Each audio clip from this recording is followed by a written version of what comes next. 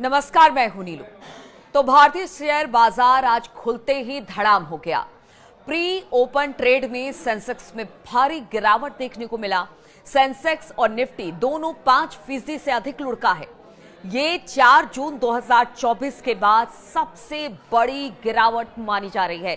इससे पहले 4 जून 2024 को दोनों इंडेक्स में 8% से ज्यादा की गिरावट दर्ज की गई थी, जो उस समय लोकसभा चुनाव नतीजों को लेकर बाजार में आई घबराहट की वजह से हुई थी। शेयर मार्केट की बात की जाए तो भारतीय शेयर बाजार में आज भारी गिरावट के पीछे कई ग्लोबल और घरेलू कारण बताए जा रहे हैं। सबसे बड़ा कारण है अमेरिकी राष्ट्रपति ट्रंप की टैरिफ पॉलिसी, जिससे ग्लोबल मार्केट बुरी तरह से हिल गया है। इसने दुनिया भर के निवेशकों में बेचैनी बढ़ा दी है। इससे पहले जापान, हांगकांग और ऑस्ट्रेलिया जैसे बाजारों में भी तेज गिरावट देखने को मिली थी, जैसे कि साफ है कि ट्रेड वॉर की चिंता अब पूरी दुनिया को हिला रही है। दूसरी तरफ ग्लोबल स्लोडाउन का डर भी अब बढ़ गया है।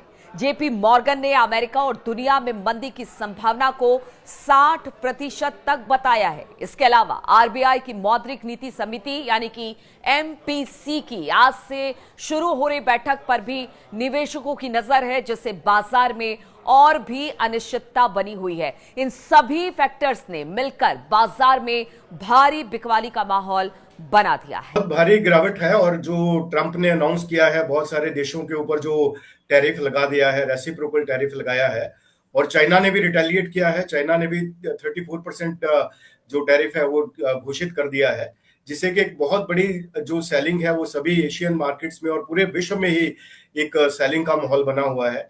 और ये खास करके मैं ये कहूंगा कि भारत के लिए एक चुनौती भी है और एक अपॉर्चुनिटी भी है, क्योंकि भारत से ज्यादा बहुत सारे देशों के ऊपर जो टैरिफ लगाया गया है, लगभग 20 देश ऐसे हैं जो भारत से ज्यादा पीड़ित हैं, जिनके ऊपर भारत से भी ज्यादा टैरिफ लगाया है। जैसे हमारे ऊपर 26% लगाया गया तो उनके ऊपर 26% से भी ज्यादा है।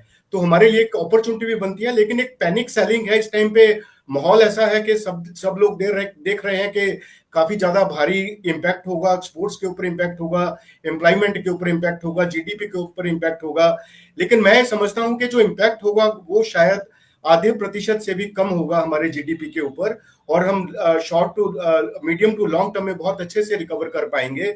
और हमारे लिए एक बहुत बड़ी अपॉर्चुनिटी भी है, क्योंकि हम सप्लाई चेन्स के साथ जिस तरीके से कोरोना काल में हमने अपनी सप्लाई चेन स्ट्रेंथन की थी, उसी तरीके से अभी एक और मौका है कि हम आगे अपना सप्लाई चेन स्ट्रेंथन करते हुए अपना जो एक्सपोर्ट है और इंक्रीज करें। और हम जो अल्टरनेटिव्स हैं, जो हम फ्री ट्रेड एग्रीमेंट्स की बात कर रहे हैं बहुत सारे देशों के साथ, यूरोप के साथ, यूके के साथ, और भी बहुत सारे देश हैं, तो हमें बहुत बड़ी अपॉर्चुनिटी मिल सकती है।